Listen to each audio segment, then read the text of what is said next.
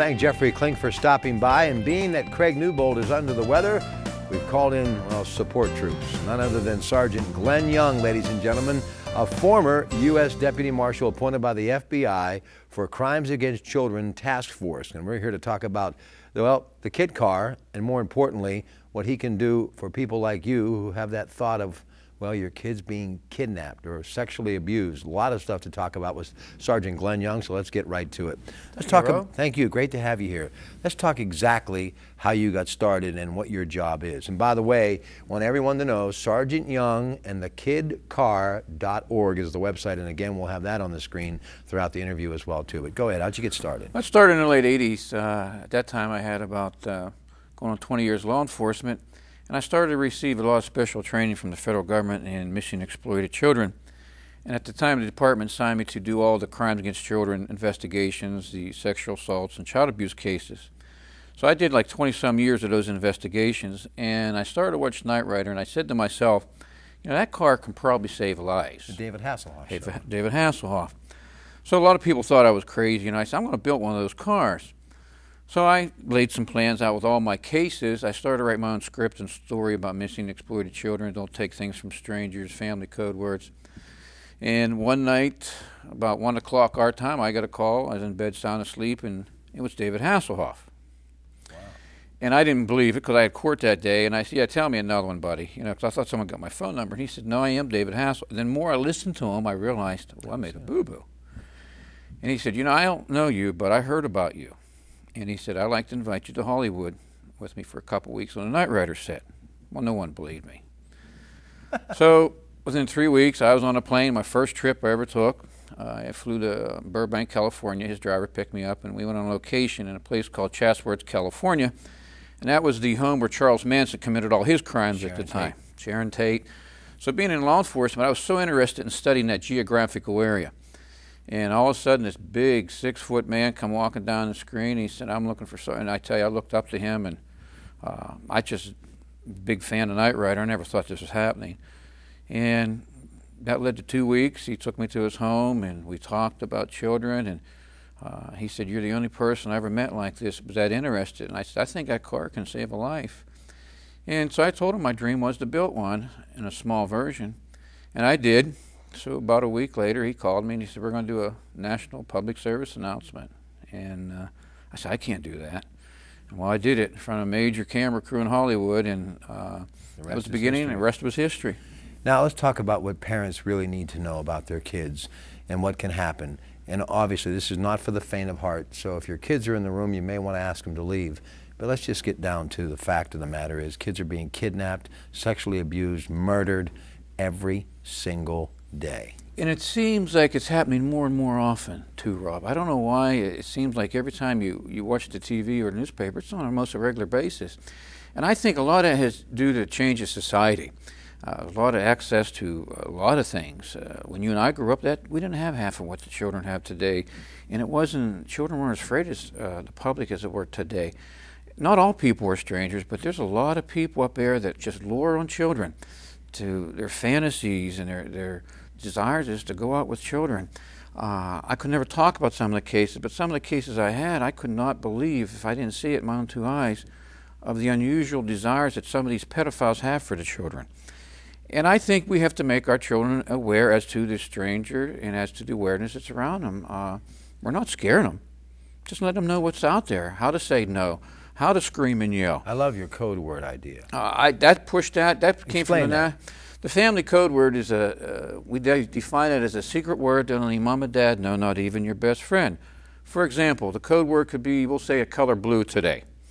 The stranger comes up to you, hey, I know your mom, he works here, your dad works here, your phone number is 847 ... It's okay for you to go home with me. But when you ask that particular person what the code word is, and that person hesitate and say, well, Susie, and you know it's blue, that person is most likely a stranger. And we ask you to scream and yell and get away. And you should change that code word. You and your wife should change that from time to time. And that's strictly a family secret word, not even your best friend. Privacy is so important to everyone. If they get in touch with you through your website, always confidential, correct?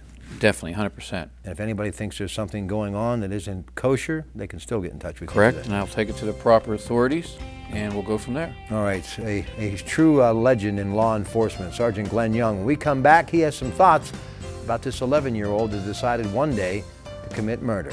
Back with more in a moment.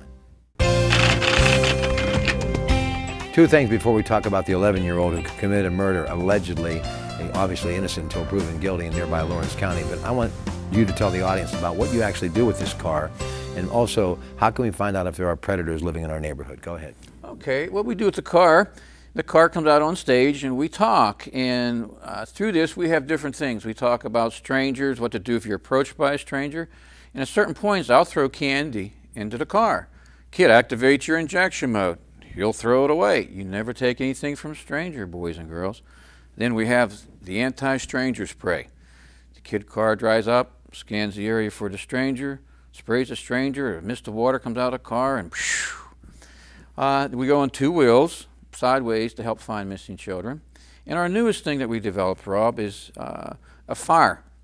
The car actually puts out a real-life fire about 5 feet away. We do the stop, drop, and roll method because we did some research with children getting burnt, playing with flammable liquids. I light a fire on stage. Kid scans there, Sarge, I indicate a fire. Kid, put the fire out. Comes up and fire goes out. So we really enjoy that. We have the buckle up seat and a few other things that we do.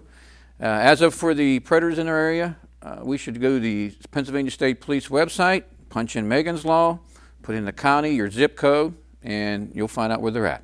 All right, now this 11-year-old shooting literally had me physically ill, and I can't explain it any better than that. To I literally shifted in midstream my entire topic for a Sunday morning a few weeks ago, and was just mesmerized by the amount of people that called in. What do you think happened?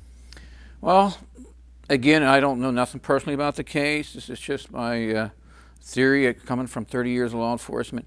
If in fact it was jealousy, why was there jealousy? And I think coming from my past, you have to look into a profile mind. And I would like to go back into the family history of this child, from when mom and dad met, when he was born.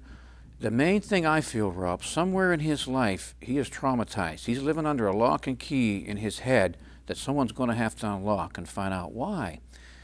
Why did love go to hatred and hatred go to murder?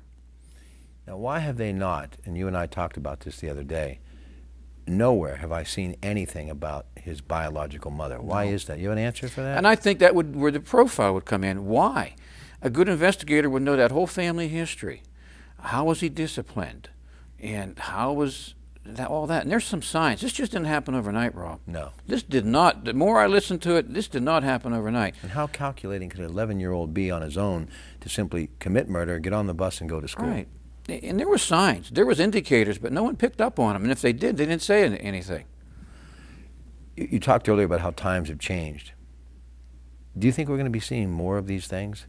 I mean, I have read somewhere, and correct me if I'm wrong, but 13 kids, I think, a year commit heinous crimes such as murder. And the last time this really happened around here, Bobby Del Greco, who was on the radio with me last week, famed criminal attorney, said it was 100 years ago in Beaver County. Are we going to see more of this stuff unless we do something? I believe we will. I believe we will. And I believe we will. That's why you got to look into this very, very deeply. Thanks for coming by, okay? Okay. Sergeant Young, of course, right there. You see the website. Check it out and find out more. Now, until next week, in which we're going to be joined by an old friend, Ty Ballou, and his amazing son, Ryan. This is Rob Pratt. If it's making news on your front page, we'll be talking about it right here on KDKA TV's The CW. So long, everyone.